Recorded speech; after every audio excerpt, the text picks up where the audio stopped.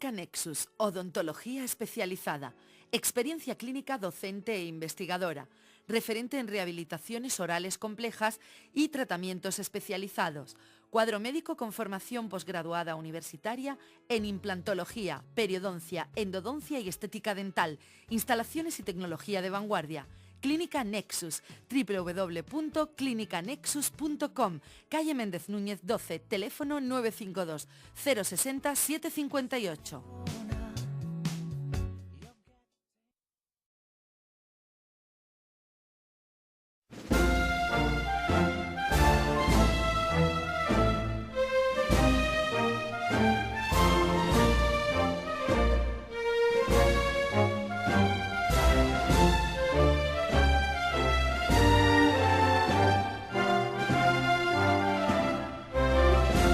En el cruce de caminos que se abre en la Semana de Pasión, en la Semana Grande de nuestra ciudad, en ese cruce de cofradías, de miradas, de recuerdos, de olores y sensaciones, ahora más que nunca, en el cenit de la Cuaresma y en el comienzo de la primavera, explosión regia en la Semana Santa.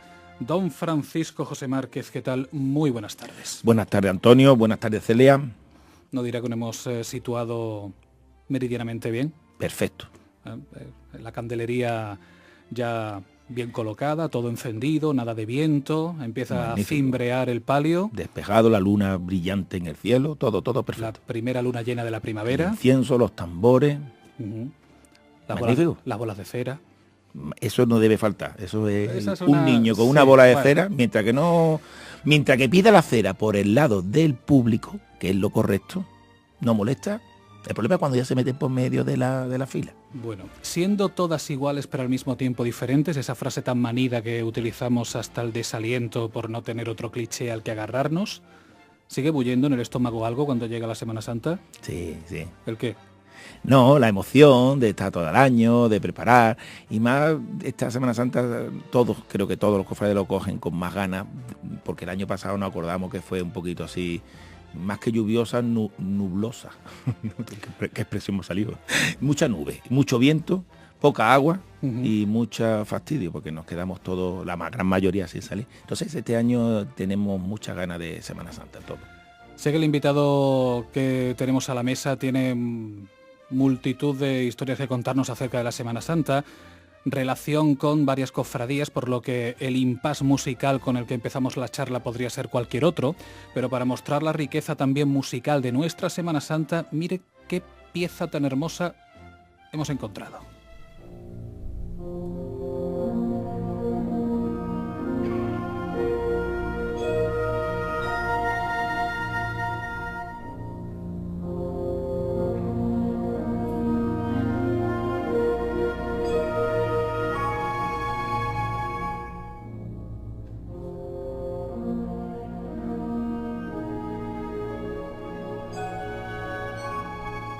Y así comenzamos esta entrevista.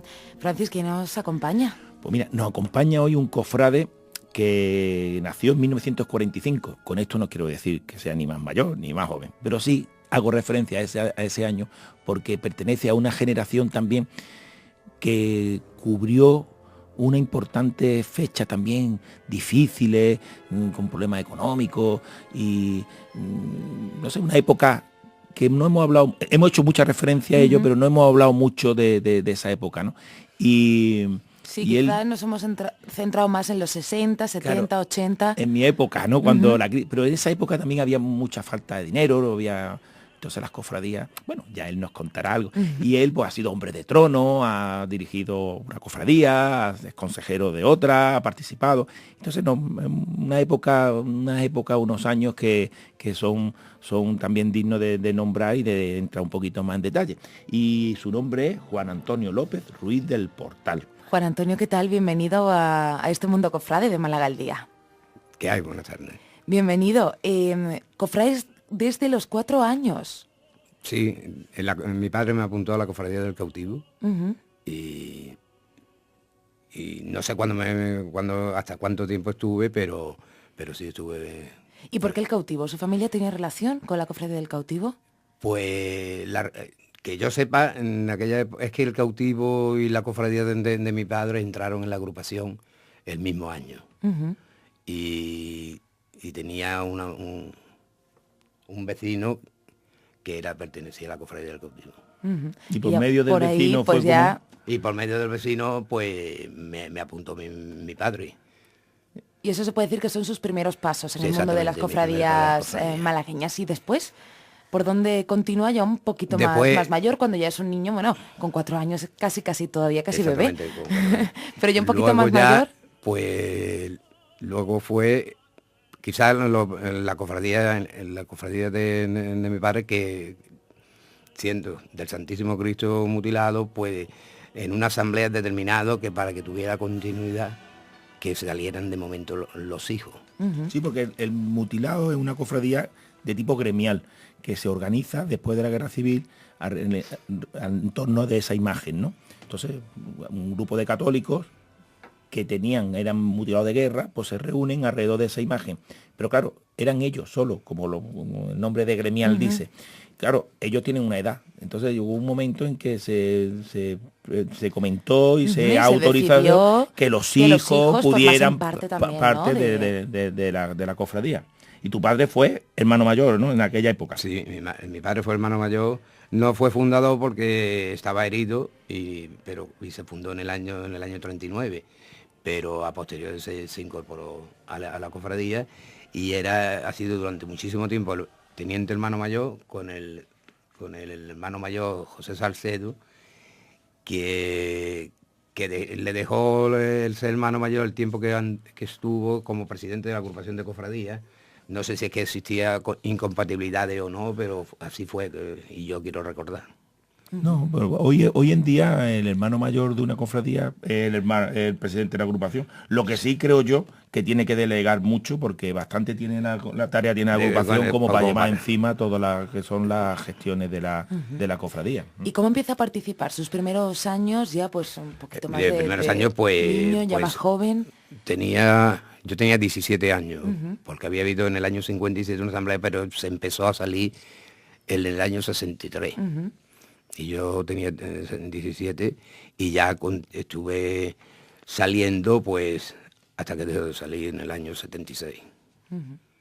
Y siempre de nazareno, hombre de trono, ¿cómo ha participado? En la cofradía donde mutilado he participado, estuve también un par de años de jefe de procesión y de mayordomo suelto, al principio de bastón fijo, y a continuación con cargo de mayordomo en sesiones. Sí, la cofradía de mutilado, como los miembros de la cofradía eran mutilados, eran personas que pues, no tenían piernas, tenían heridos de guerra, pues entonces no iban de nazareno, no iban con capirote, no iban de nazareno. Lo que llevaban eran unas capas blancas, que era como su hábito, ¿no? de procesión. Y ya esa tradición también la continuaron los jóvenes que se fueron incorporando a lo que era ese tipo de procesión. Hay un dato interesante en los mutilados, porque todo el mundo, que es lo que me pasa a mí, yo cierro los ojos y veo el Cristo mutilado, por cierto, una imagen preciosa, pero lo veo con soldados. Los soldados del campamento Benítez llevaban el mutilado. Entonces parece que como que siempre lo han llevado soldados, y nada más lejos de la realidad. Eran hombres de trono al principio, y en el año 56, esa época que hemos hablado, que había crisis, que todas las cofradías echaron mano al ejército para que tuvieran un acompañamiento musical, porque era la banda del cuartel el que acompañaba a esas procesiones. Y pues fue cuando el mutilado, pues una forma de ahorrar, porque los hombres de trono eran pagados, pues echó mano, y alguien pues me dio, y voluntarios del Benítez, soldados voluntarios del Benítez, pues salían llevando el trono. De ahí viene, y perdona que me extengo, pero es que hay una cosa muy importante, el levantar un trono a pulso, esa tradición que en otros tronos hemos visto, y hemos visto en estudiantes, y el prendimiento, y ese saludo, pues el levantar trono a pulso viene del mutilado. Fue el primer trono que levantó, que saludaba levantando el trono a pulso. Soldados del Regimiento de Aragón número 17, 1956. Han corrido ustedes mucho. A usted lo hacen con 4 años del cautivo, entre Sí, el que nace y los 4 años. De esa época, ¿qué imagen le queda de la Semana Santa? ¿Quién lo lleva de la mano a ver procesiones? ¿Era más su padre? ¿Era más Su madre, en el año 45, entiendo que del año en que nació hasta el 50, con esos primeros 5 añitos, no sé si le queda alguna imagen. Pero ¿cuál es esa primera de su primera Semana Santa, esa que no se le ha borrado todavía? Bueno, yo es que mi abuela tenía balcones que daban a Calle Lario. Y yo desde el cierro veía las procesiones de pequeño, vamos, con 4 y 5 años, porque también ocurrió que yo estuve mucho tiempo viviendo en casa de mi abuela por enfermedades de mi hermano, que era, o sea, el tifus, y entonces... En aquel momento... entonces yo vivía en casa de mi abuela, no vaya a ser que se contagiara, porque entonces las cosas no se sabían. Entonces yo viví hasta los, no sé, 4 o 5 años estuve viviendo en casa de mi abuela. Claro, qué duda cabe que mis padres iban allí a visitar, a casa de mi abuela y todo, pero lo que no quería que yo tuviera contacto con mi hermano y mi hermana, los mayores que yo. Pero de ahí de los balcones te hinchaba de ver. Todas las procesiones me la veía enteras. Yo no me acostaba hasta que terminara la última. ¿Y la primera vez que participa en una procesión no es hasta los 17, 18 años en el mutilado? ¿O antes participó de alguna forma, como decía mi compañera, en alguna otra, de alguna forma? No, lo que participé ya llevando trono, pero creo recordar que tenía que tener 16 años mínimo, no te querían si no apuntar, dejaban menos de 16. Menos de 16 no te quería, y 17, 18 años ya empecé a llevar trono. En Ánima y Ciego. En Ánima y Ciego, y llevé estudiante también. ¿Por qué esos dos? ¿Estudiantes? Por compañeros, pues, porque sencillamente porque había compañeros del colegio que llevaban un trono, y el de Ánima y Ciego porque una pandilla que teníamos en Pedregalejo, pues allí había hermanos con cargo en la fusionada, y fueron los que nos citó, nos dijo, nos insinuó que si queríamos salir, entonces nos determinamos un varal, el del extremo, el varal H o el varal, no me acuerdo. Era mirando al trono, el varal que queda... A, B, C, D, F, el que queda a la izquierda. Pues en ese. Entiendo que los tronos de aquella época no tienen nada que ver con los tronos de ahora. Pues estamos hablando de 6 varales y ahora ya la mayoría llevan 8. En cuanto a peso, en cuanto a reparto, en cuanto a tallaje, ¿cómo era el hombre de trono de los años 60 al hombre de trono del siglo XXI? Pues lo que sí sé es que independientemente de salir desde un recorrido completo, muchos amigos del colegio y amigos de pandilla, eso, hemos ido muchas veces el domingo de Ramos en concreto, alrededor de la Plaza de la Merced, a ayudar a llevar la cena a su templo, porque ya habían abandonado una serie de hombres de trono, porque fue cuando una crisis galopante, y abandonaban el trono porque el día siguiente a lo mejor sacaban otro, y entonces, como lo sabíamos, pues no llegábamos, y a veces incluso hemos subido al Cristo, hemos bajado, hemos subido a la Virgen hasta acercarla al Cristo, luego hemos hecho esa operación varias veces en el transcurso de la noche al objeto de que se pudiera encerrar la cena y Nuestra Señora y la Virgen de la Paz. Que no me acuerdo. Sí, por eso comentaba que era una juventud bastante comprometida en un momento de cambios también, en una época difícil, ¿eh? Porque ahí no había mucho dinero. ¿En eso está de acuerdo? ¿En eso está de acuerdo? Sí. Nosotros empezábamos de pequeño. Lo primero que hacíamos, en concreto en mis primos, que yo he tenido 33 primos hermanos, y Oiga, qué barbaridad. Sí, 33 primos hermanos. Mi Mi abuela tenía 39 nietos. Como se repitiera los Antonios, los Pacos o los Migueles, que día de fiesta más Pues grande, sí, el día del santo. sí. Una tía mía soltera te decía, le temo el mes de junio. Claro. Entre María Antonia, Juan, entonces ella decía que eso se iba a quedar ruchi, vamos, una crisis le tenía miedo que llegara el mes de junio. Y entonces la mayoría eran de Servita. Sobre todo mis tías, mi madre y mis tíos, todo por parte del Ruido del Portal.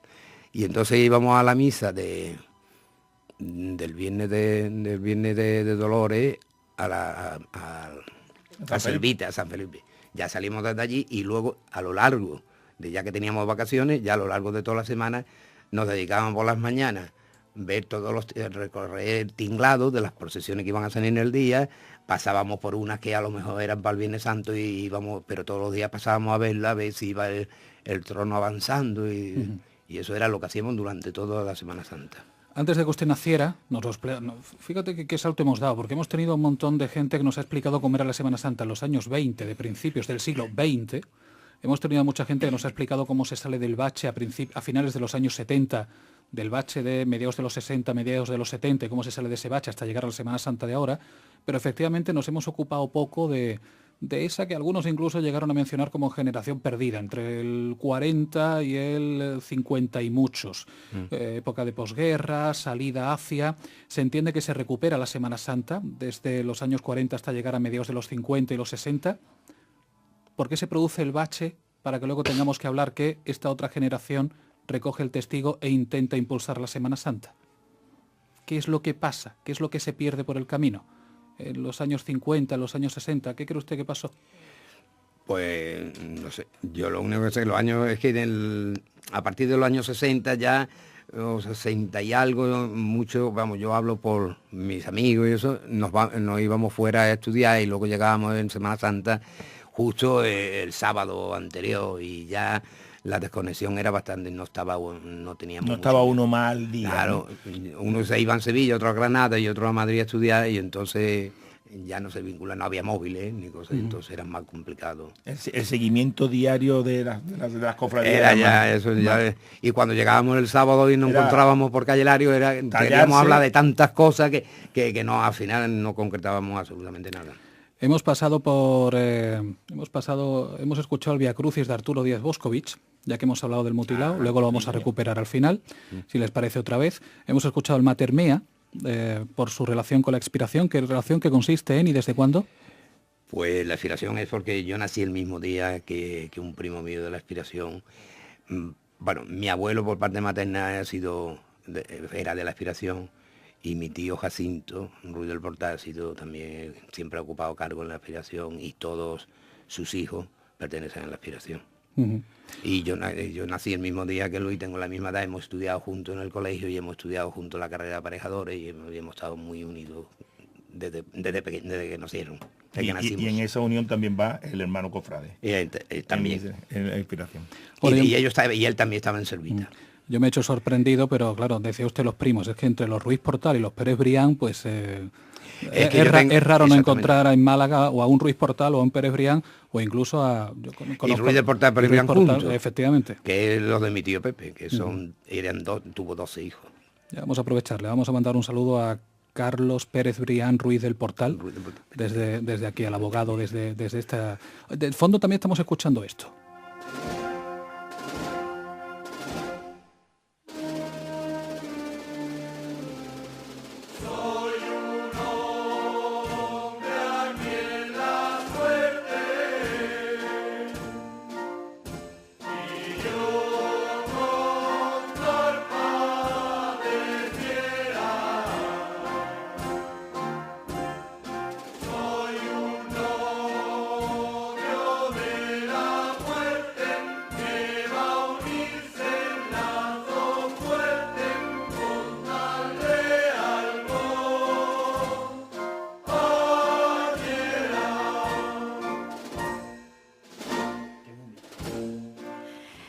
¿Y qué le relaciona, Juan Antonio, con la congregación de Mena? Cuéntenos. Porque Pues hemos pasado por desde los comienzos para el cautivo, expiración, el mutilado. ¿Cómo llegamos a la congregación de Mena? Pues yo a la congregación de Mena iba a acompañarme a mi padre todos los domingos a las 11:30, tenía la misa en su capilla de la iglesia de Santo Domingo. Mi tío Enrique, hermano de mi madre, ha sido de la cofradía de Mena desde pequeño. Y toda su familia, sus hijos, han sido mayordomos del Cristo, en concreto los dos mellizos, José María y Enrique eran los mayordomos del Cristo durante muchísimos años. Y yo pues iba siempre a la cofradía y me gustaba mucho. Y he sido portavoz del trono durante 4 años seguidos en el Cristo de la Buena Muerte. ¿Y continúa su relación con la congregación de yo soy congregante de Mena. Vamos a ir... Está tocando todos los palos, porque Eso iba a aparte decir. de mutilado, cautivo, fusionada con ánima y ciego, también algo con, ahora que nos cuente, ¿no? Con azote y columna, también de fusionada, Ella fusionada ha sido por con la pandilla. expiración, con mena. La aspiración es que todo es, claro, tantos primos que tenía y familia, y unos se detectaban para una cofradía y para Pero otra. casi siempre su red ha sido familiar, ¿no? Porque el primo, porque el tío, porque... Pues no exacto, siempre... totalmente. Cofradías que formaban Bueno, parte de la familia. Es que yo creo que en realidad en muchísimas cofradías, precisamente por las pandillas y por eso se hacen hermanos y a los amigos, compañeros de colegio, y entonces pues ellos ya es una prolongación, las hermandades son prolongación de lo que ha cultivado uno de la juventud, la amistad, y entonces pues, vente a mi cofradía, no sé cuándo, y entonces creo que bastante continúa así. ¿Y usted ha hecho eso también con amigos o con otros primos? Es evidentemente, Les dice, veniros conmigo. exactamente. Estamos pasando y antes ha avanzado un poquito Francis. ¿Cómo llega hasta azotes y columnas? Pues a Azote y Columna llego porque veraneábamos en Pedregalejo y por allí también veraneaba los Oliva, que pertenecen de muchísimo a Andrés Oliva. Andrés Oliva, y entonces a través de ellos pues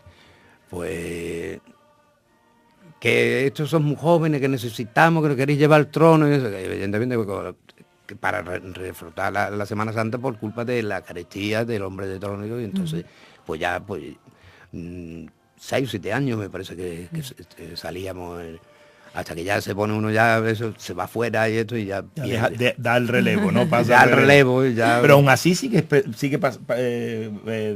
saliendo, participando de la procesión de azotes todavía, de la No, presidencia. me gusta ir mucho al traslado, me encanta ir a la misa que con los paracaidistas y eso me gusta. Mantiene esa tradición, ¿no? Me gusta, sí. ¿Qué guarda de cada cofradía por la que ha pasado o con la que continúa guardando relación? Pues lo que guardo es cariño y afecto y ponerse los vellos de punta, momentos, vamos, que no se deben describir, pero vamos, momentos emocionantes porque me encanta la Semana Santa. Esa ilusión, esa emoción, eso que acaba de decir, me encanta la Semana Santa, se lo habrá trasladado también a su familia, a sus hijos, ¿no? ¿Quién nos acompaña en el estudio? Porque no sé si han notado que tenemos mucho público hoy. ¿Y quién ha venido con usted? Pues mi hija, Lourdes López Maldonado. Así que le vamos a pedir a Lourdes que se arrime un poquito, al micro. Lourdes, Hola. ¿cofrade desde cuándo? Desde siempre, ¿no? Con esa trayectoria. Sí, desde siempre, desde que tengo uso de razón, empecé a salir en la pollénica y ya pues evolucionando en otras cofradías y viendo desde fuera a todas las demás sin poder perderme ningún año y así, pues cada año lo mismo. Y ahora mismo, porque decías que empezaste de pequeña en la pollénica y ahora... Ahora ¿cuáles son mismo tus- yo soy hermana, del mutilado y congregante de Mena. Ujú. Congregante de Mena y hermana del mutilado.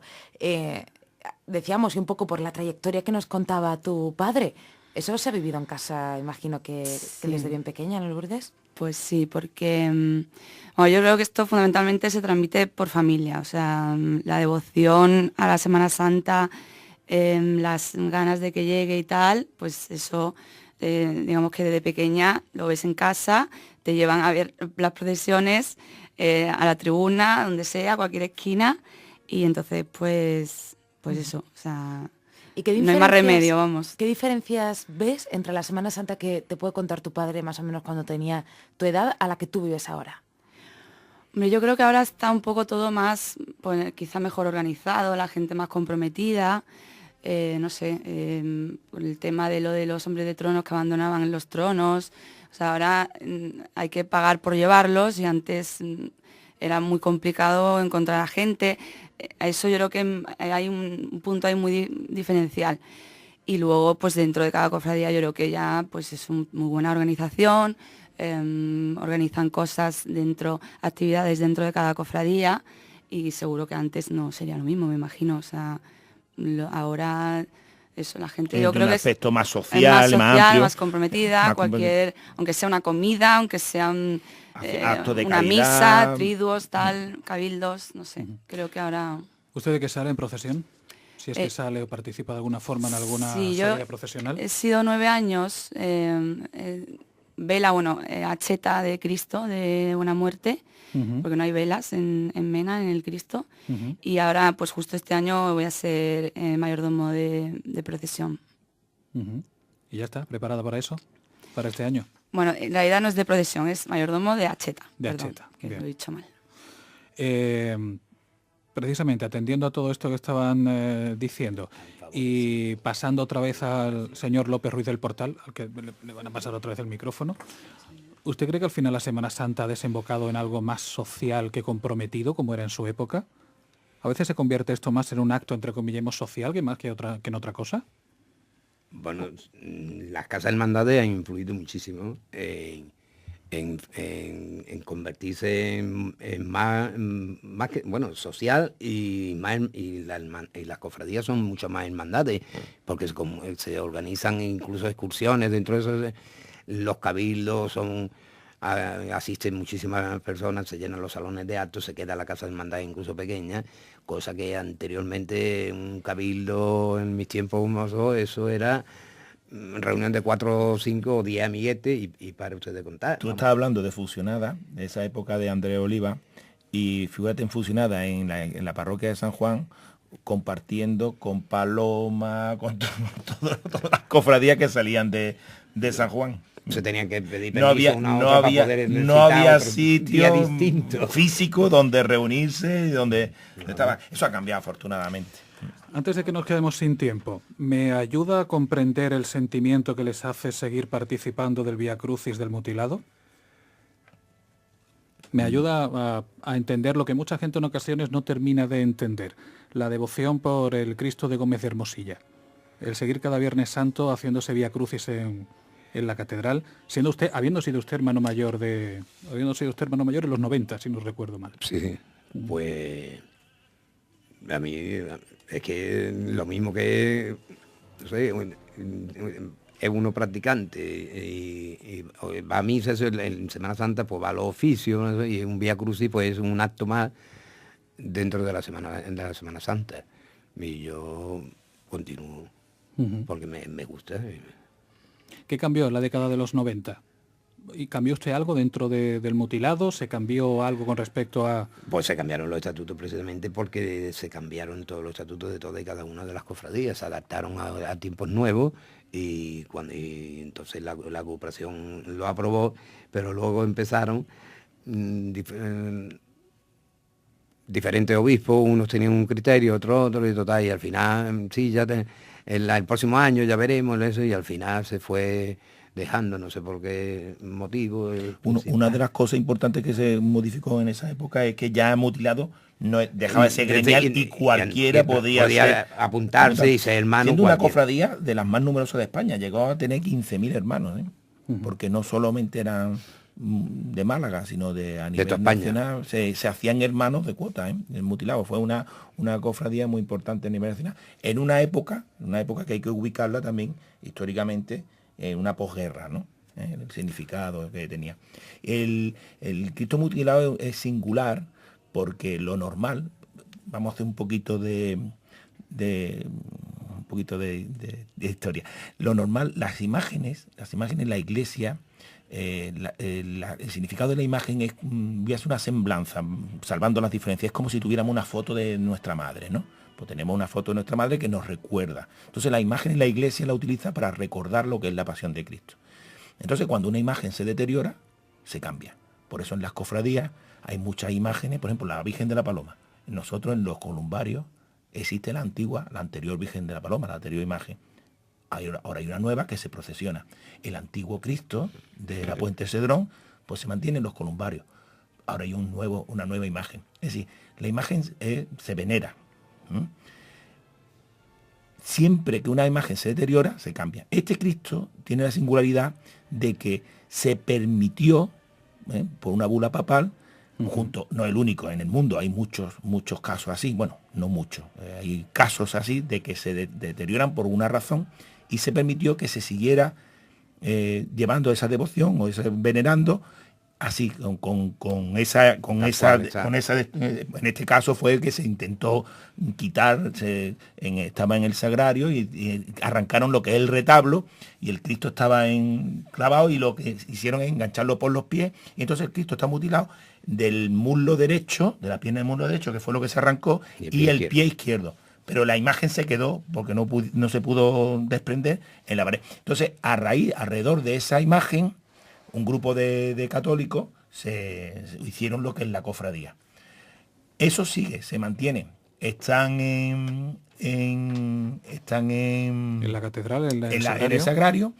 La imagen se mantiene por la bula papal de Pío XII, que es curioso, porque no hacía falta pedírselo al Papa, sino al propio obispo. Pero el propio obispo, pero el obispo fue el que recomendó, ¿no? Fue el que recomendó por darle más profundidad al tema, porque se procesionaba. Mire, estamos quedando muy mal porque estando usted delante, nosotros dos hablando sobre el asunto, es un poco decir, está aquí el que ha sido hermano mayor y es un poco ridículo pues hablar de estas cosas, ¿no? La imagen es muy bonita, y el trono era un trono muy bonito. Después se cambió porque cuando dejó los soldados de procesionarlo en el año 75, se cambió un trono más pequeño que creo de Liébana, Rafael Liébana. Bueno, eso es lo que pasa, es que ese trono era de la Cofradía del Cautivo, que como se iniciaron una obra en el Sagrario que duraron 3 o 4 años, se trasladó el Cristo a la iglesia de los Santos Mártires. Ajá. Y después... como teníamos en un almacén el trono y solo pasé el traslado, pues se le pidió a la cofradía del trono y se hizo un traslado desde los Mártires al Sagrario, que ya se había terminado la obra, en el trono, un trono que nos dejó la cofradía del Cautivo.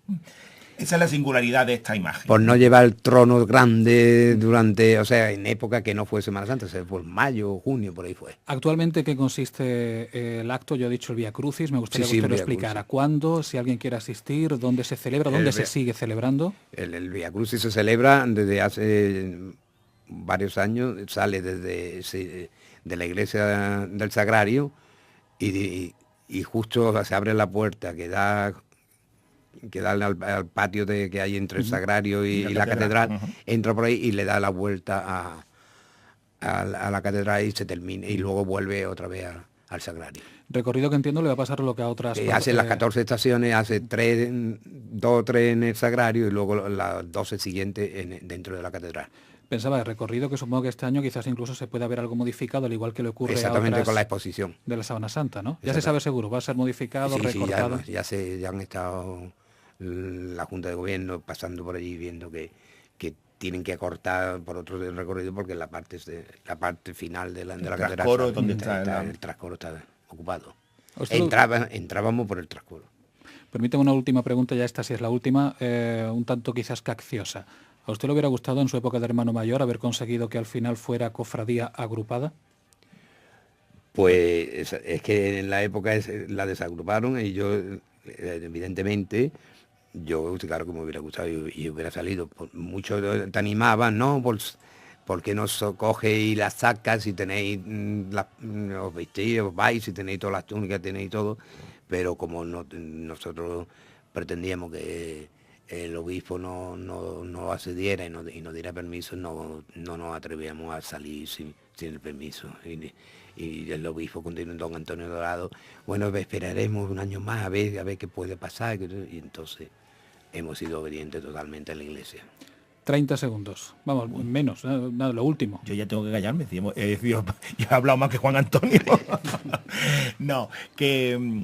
es que del mutilado hay que desmitificar un poco el tema porque hay que ubicar los orígenes donde son, después su desarrollo en una época, ¿me entiendes? Donde ya hemos comentado que los cuarteles aportaban las bandas de música, lo otro, y entonces hay que desmitificar porque hay un proceso de actualización en los años 90 con Juan Antonio, que ya puede ser cualquier hermano, y no deja de ser un culto a una imagen más de las que tenemos en Málaga, que hace su Vía Crucis y tal, y y es una Quizás que quiere que un le acto diga, y es una religioso más. opinión personal, la reincidencia en volverlo a encuadrar, digo, su nacimiento en una determinada época, es lo que resulte recurrente a la hora de mencionar. Hay cofradías, por ejemplo, el cautivo, tan popular, es una cofradía muy nueva, es una cofradía con una imagen también de la posguerra, ¿eh?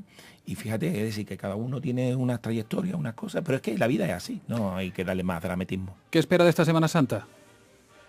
Que haga un tiempo estable y bueno, principal. Bueno. Y yo encantado de ver todas y cada una de las procesiones, que por cierto, ya ni me acuerdo, yo de pequeño me acordaba de todas, pero como ha ido aumentando, ya me cuesta trabajo, tengo que memorizar mucho para saber las cofradías, pero tengo a mi hija que se la sabe toda de carrerilla. Que haya una buena salida en la madrugada del miércoles al jueves con la Expiración, también el jueves con la Congregación de Mena.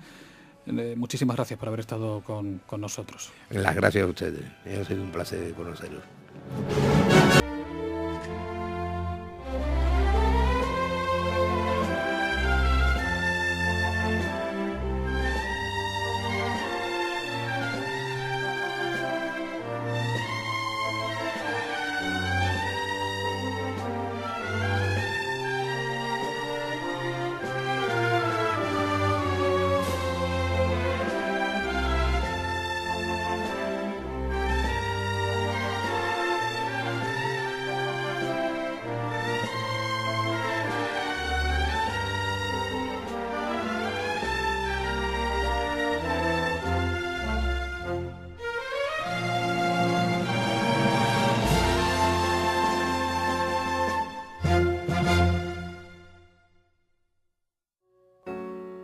Clínica Nexus, odontología especializada, experiencia clínica docente e investigadora, referente en rehabilitaciones orales complejas y tratamientos especializados, cuadro médico con formación posgraduada universitaria en implantología, periodoncia, endodoncia y estética dental, instalaciones y tecnología de vanguardia.